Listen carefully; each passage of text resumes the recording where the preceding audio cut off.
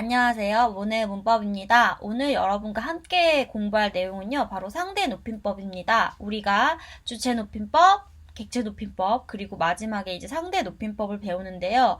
이 상대 높임법도 마찬가지로 어렵게 생각하지 말고 각 예문에 따라서 이런 게 상대 높임이구나 이렇게 이해하는 방식으로 넘어가면 될 것 같습니다.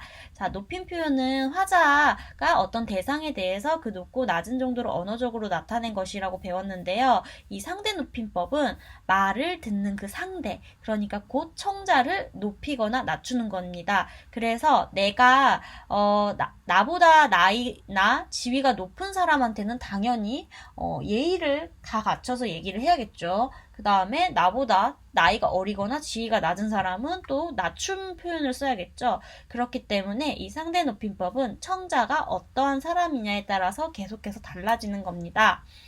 그리고 이 상대 높임은 앞에서 주체 높임 같은 경우는 시에 의해서 주체 높임 선어말음이 시가 그 주체 높임을 나타내는 표지고, 또 객체 높임은 특수 어휘에 의해서 이제 알 수가 있는데요. 이 상대 높임은 어떤 종결 어미가 결합되었느냐 이것이 중요합니다. 종결 어미는 이제 끝에 붙는, 문장의 맨 끝에 붙는 어간에 붙는 것을 이제 어미라고 하는데요. 그렇기 때문에 이 상대 높임은 이 표를 이해할 필요가 있습니다. 이렇게 보면은 이 표가 굉장히 어렵게 느껴지잖아요. 저도 공부할 때 생각해보면 이렇게 표를 보면 괜히 싫어지고 공부하기 복잡하고 이렇게 생각이 되는데요. 이 표를 다 외우는 건 의미가 없습니다. 정말 의미가 없어요. 이 표에 대해서 그냥 달달 외우는 건 의미가 없고, 어떤 문장이 나올 때 왜 이게 하십시오체의 명령법인가?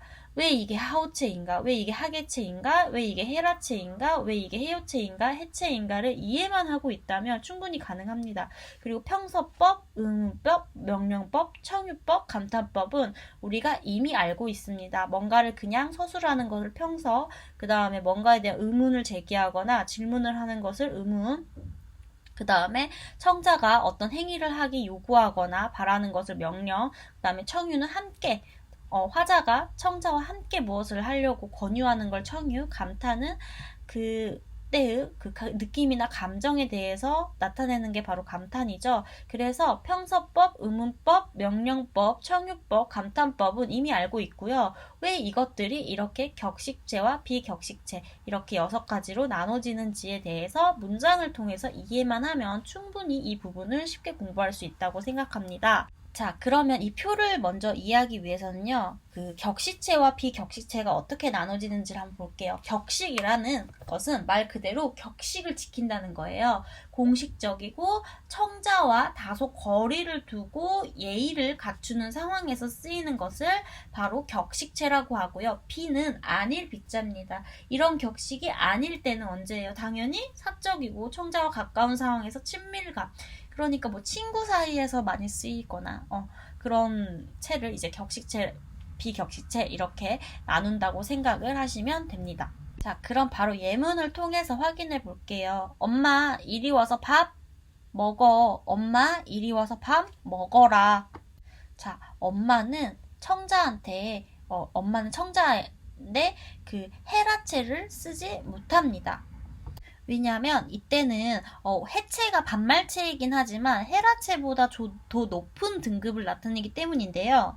헤라체는 자신보다 지위가 낮은 상황에 쓰이기 때문에 여기서는 엄마 밥 먹어라는 안 되는 겁니다. 자, 그럼 이런 상황도 있어요. 버스에서 가방을 받아준 할머니에게 할머니 고맙습니다처럼 이렇게 하십시오체는 가능하지만 할머니 고마워요 라고 해요체는 적절하지 못합니다. 그래서 하십시오체가 해요체보다 더 높은 등급이기 때문에 이때는 하십시오체를 써야 되는 겁니다. 이런 식으로 이 문장을 봤을 때 약간 뉘앙스에 따라서 어떤 것은 이제 헤라체가 어울리지 않고 어떤 것은 이제 해요체가 어울리지 않는다. 이런 것들을 이제 볼 줄 알면 좋을 것 같습니다. 그런데 항상 그 상대방의 지위가 따라서 이 이 높임법이 결정되는 건 아닙니다. 예를 들면 유치원 선생님이 아이들에게 오리가 몇 마리지요? 라고 하거나 교수가 강의실에서 다음 주 화요일이 1조 발표일입니다. 라고 할 때는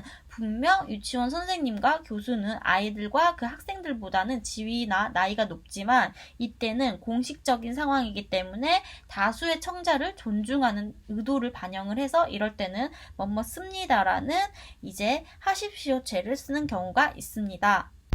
자, 그 다음에 이거는 헤라체인데요. 헤라체는 이제 가장 낮은 등급의 상대 높임인데 우리는 지금 굉장히 헤라체를 제일 많이 쓰는 것 같아요. 자기와 비슷하거나 자기보다 낮은 사람 확실히 낮추는 건데 우리 보통 부모님이나 이런 형 누나들한테도 그렇게 막 높임 표현 많이 안 쓰고 그냥 편하게 말을 쓰잖아요. 그래서 이렇게 상대 높임에서 헤라체가 이제 많이 쓰이는 건데 보면 나 내일 미국 간다. 너 내일 미국 가니? 너 내일 미국 가라.처럼 평서, 의문, 명령에 따른 헤라체 종결어미가 이제 쓰이는 예시로 볼 수가 있습니다. 자, 그 다음에는 이제 해체인데요. 해체는 완전히 이제 반말체라고 상대를 두루 낮추는 등급이에요. 나 내일 미국 가, 너 내일 미국 가, 이거는 평서, 의문문으로 나눠지는 이제 해체로 생각을 하면 됩니다. 다음은 해오체인데요. 저 내일 미국 가요. 내일 미국 가요? 가세요? 가셔요? 이런 것인데요. 보면은 이제 해오체인데, 자, 저 내일 미국 가요는 이제 해오체의 평서문. 내일 미국 가요? 가세요? 가셔요? 이거는 해오체의 의문문이라고 보면 됩니다. 이 해오체와 해체의 차이는요. 해체에 그냥 요자만 붙이면 됩니다. 보조사 요자만 붙이면 이제 높임의 표현이 되는 종결어미가 되는 것입니다. 그 다음에 하계체하고 하우체에 대해서 설명을 할 건데요. 이 하계체하고 하우체는 사실 지금 현대 국어에서는 거의 쓰이지 않고 있다고 보면 됩니다. 그래서 현대 국어에서는 이제 하십시오체, 그 다음에 헤라체, 그 다음에 해체, 해요체 이게 가장 많이 쓰이고요. 하우체하고 하계체는 점점 이제 퇴색되는 언어라고 생각을 하면 됩니다. 하지만 우리가 이제 알아놓긴 해야겠기 때문에 예문을 보여드릴게요. 내가 요즘 몸이 좀 안 좋네. 자네도 늘 건강 주의하게. 자네 요즘 무슨 공부를 하고 있나? 보통은 이 하계체 같은 경우는 장인이나 장모가 사위한테 자주 쓰는 그런 말투인데 요즘 장인 장모도 이렇게 말하는 분들이 굉장히 이제 많지는 않죠. 자, 그래서 여기서 보면은 내가 요즘 몸이 안 좋네. 이거는 이제 하계체의 평서문. 자네도 늘 건강 주의하게. 이건 하계체의 명령이 되죠. 건강을 주의하라는 요구가 되니까. 그 다음에 자네 요즘 무슨 공부를 하고 있나? 라는 건 이제 하계체 의문문인데 이 자네라는 이 특정 대명사는 하계체를 나타내는 대명사라고 보면 됩니다. 그래서 이제 예문을 보다가 자네가 나온다. 그러면 자네를 보자마자 이건 하계체구나 이렇게 생각을 하셔도 무방하다고 생각합니다. 자, 그 다음에 이제 이 하우체인데요. 하우체도요. 이게 약간 일제강점기 시대 그 다음에 50년대 이전에는 그래도 하우체를 많이 쓰였는데 지금은 거의 쓰이지 않고 있습니다. 하우체는 자기랑 비슷한 사람을 이제 존중하지만 하계체, 아까 그 장인 장모가 주로 사위한테 하는 그런 하계체보다 조금 더 상대방을 대우를 하거나 격식을 조금 느끼게 하는 그런 말투라고 생각하면 됩니다.